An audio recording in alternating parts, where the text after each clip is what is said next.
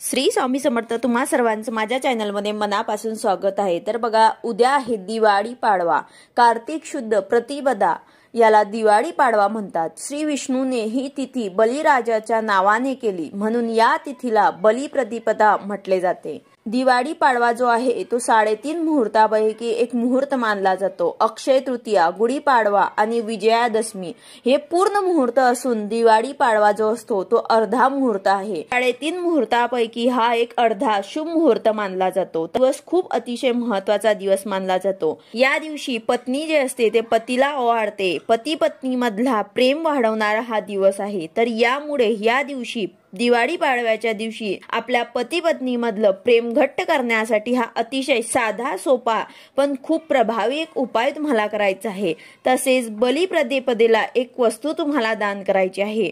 ही वस्तू दान केल्याने आयुष्यभर आपल्याला कसलीही कमी पडत नाही। तर ती कुठली वस्तू दान करायची आहे, तसेच पती पत्नी मधील प्रेम वाढवण्यासाठी कुठला उपाय करायचा आहे, याविषयी संपूर्ण माहिती मी तुम्हाला आजच्या व्हिडिओमध्ये सांगणार आहे। व्हिडिओ पूर्ण बघा, जेणेकरून तुम्हाला संपूर्ण माहिती मिळेल। जर तुम्ही चॅनलवर नवीन असाल तर चॅनलला सबस्क्राइब करायला मात्र विसरू नका आणि व्हिडिओला लाईक करायला मात्र विसरू नका। तसेच या दिवशी बरेच लोक खरेदी करतात, कोणी सोनं नाणं खरेदी करतं तर कोणी गाड्या खरेदी करतं, तर या दिवशी खरेदी सुद्धा करतात। हा दिवस खूप महत्वाचा आहे। या दिवशी हे उपाय करायला विसरू नका। पतीचे औक्षण करा। सकाळी सर्वांनी अभंग स्नान करायचे आहे, उटणं लावून अभंग स्नान करायचे आहे। त्यानंतर एक पाटावर पतींना बसवायचं आहे। कणकेच्या दिव्यांनी आपल्या पतीला ओवाळायचं आहे। जसं आपण यमदीपदानला कणकेचा दिवा बनवला होता, तसेच आपल्याला 2 दिवे कणकेचे बनवायचे आहे। त्यात मीठ तुम्हाला घालायचं नाही आहे। यामुळे पती पत्नी मधले प्रेम वाढतं। जसं आपण वाढदिवसाला औक्षण करतो तसेच तुम्हाला कुंकू लावायचं आहे, कपाळी अक्षदा लावायची आहे, त्यानंतर औक्षण करायचे आहे। यानंतर काहीतरी त्यांना गोड खायला द्यायचे आहे। तर अशा प्रकारे तुम्हाला औक्षण करायचे आहे। त्याचबरोबर पतींनी सुद्धा औक्षणाच्या ताटात काहीतरी 21 रुपये 51 रुपये काहीतरी तुम्हाला पत्नीला नक्कीच द्यायचे आहे। तुम्ही जरी काही गिफ्ट देत असाल तरी सुद्धा तुम्हाला ताटात काहीतरी नक्कीच टाकायचे आहे। ताटामध्ये काहीतरी ओवाळणी तुम्हाला टाकायची आहे। तसेच पतीचे पाय सुद्धा तुम्हाला धुवायचे आहे आणि ते पाणी जे आहे ते थोडंसं तुम्हाला प्यायचं आहे। बघा, थोडंसं तुमच्या होटांना सुद्धा लावला तरी सुद्धा चालेल। बघा, हे आपण आंघोळीच्या नंतरच करणार आहे, तर यात आपल्याला करायला हरकत नाही। हा अतिशय खूप प्रभावी उपाय आहे। यामुळे पती पत्नीमध्ये प्रेम वाढतं। तर बघा, हा जो उपाय आहे तो कोणाला पटणार तर कोणाला पटणार नाही, पण हा एक अतिशय महत्वाचा उपाय आहे। तर अशा प्रकारे तुम्हाला पतीचे पाय धुवून अगदी थोडंसं पाणी तुम्हाला प्यायचं आहे। एक थेंब जरी ओटांना लावलं तरी सुद्धा चालेल। यानंतर आपल्या पतीचे पाय आपल्या पदरांनी पुसायचे आहे। यामुळे पती पत्नी मधलं प्रेम वाढतं, भांडणं होत नाहीत आणि काही गैरसमज असतील तर ते सुद्धा होत नाही। पती हा परमेश्वर असतो असं म्हटलं जातं। तर हा उपाय तुम्ही आवर्जून करा। अभंग स्नान करा आणि पतीचे औक्षण करा। आणि दुसरी गोष्ट म्हणजे उद्या बली प्रतिपदा सुद्धा आहे। तर बलिराजा जो आहे तो दानचूर होता। तो कोणी जे मागेल त्याला तो दान करत होता, दान देत होता। खूप छान आहे, दान करणं हे खूप छान आहे, पण प्रत्येक गोष्ट जी आहे त्याचं अतिरिक्त व्हायला नको।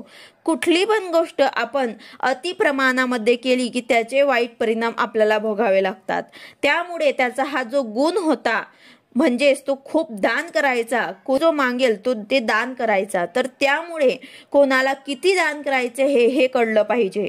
दान देताना सत्पात्री दान करायचं, अपात्री दान करू नये। सत्पात्री दान म्हणजेच काय, तर गरजवंतांना ते दान द्यायला पाहिजे। ज्यांना गरज आहे त्यांनाच आपल्याला दान करायला पाहिजे। ज्यांना त्याची किंमत नाही त्याला ते दान करू नका, त्याला अपात्र दान म्हणतात। कारण जेव्हा आपण अपात्र दान करतो त्यावेळेस त्या माणसाला त्याची किंमत राहत नाही। दान नेहमी सत्पात्री करायचं, गरज असलेल्या लोकांनाच तुम्हाला दान करायचं आहे। या बली प्रतिपदेला तुम्हाला जे शक्य होईल ते तुम्हाला दान करायचे आहे। काहीतरी तुमच्या घरामध्ये आता दिवाळीचा फराळ बनवला असेल किंवा मग तुमच्या घरामध्ये जुने काही कपडे असतील ते व्यवस्थित असतील तर ते सुद्धा तुम्ही गोरगरिबांना दान करू शकता। काही आता आपल्या घरामध्ये दिवाळीमध्ये खूप काही पदार्थ बनवले असतात, कपडे असतात, सर्व काही तुम्ही दान करू शकतात। ज्यांना गरज आहे त्यांनाच दान करा। बघा, यामागे बलिप्रतिपदेची एक कथा सुद्धा आहे, तर ते मी तुम्हाला सांगते. बघा, फार पूर्वी एक राजा होऊन गेला. अतिशय पराक्रमी, दानशूर आणि प्रजाहित दक्ष अशी त्याची ख्याती होती. त्याचे नाव बळीराजा. हा भक्त प्रल्हादाचा नातू होता. त्याचे नाव बळीराजा होते. इंद्रप्रस्थ मिळवण्यासाठी त्याने अनेक यज्ञ केले. इंद्रपद हरण झाले तर काय करणार अशी सर्वांना भीती वाटू लागली. श्री विष्णूने यावर युक्ती केली. त्याने बटू वामनाचा अवतार धारण केला. तो बळीराजाच्या दरबारात गेला. वामनाने बळीराजाकडे फक्त 3 पावलापुरतेच जमिनीचे दान मागितले. उदार मनाच्या बळीराजाने ते दान ताबडतोब दिले. परंतु वामनाच्या 2 पावलातच सारे जग व्यापून गेले. 3रे पाऊल पुढे कुठे ठेवणार? शेवटी राजा बळीने आपले मस्तक पुढे केले. वामनाने बलीच्या डोक्यावर पाय ठेवला. भगवान विष्णूने त्याला पाताळाचे राज्य दिले. देवादिकांनी काळजी दूर झाली. इंद्रप्रस्थ सुरक्षित राहिले. श्री विष्णू बळीच्या औदार्यावर संतुष्ट झाले. बळीराजाची सेवा करण्यासाठी भगवान विष्णू त्याचे द्वारपाल झाले.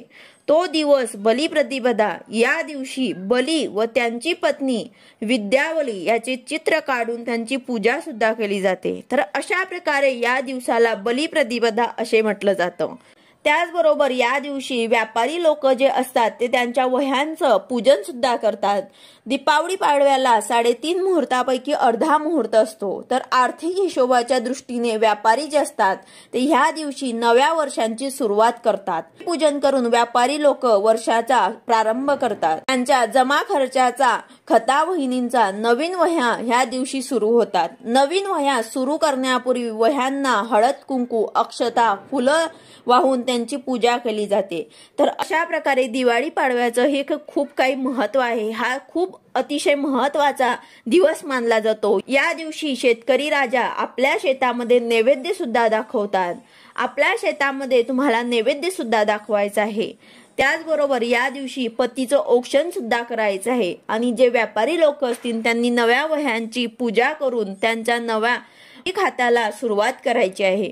तर अशा प्रकारे आपण उद्याचा दिवाळी पाडवा जो आहे तो साजरा करायचा आहे.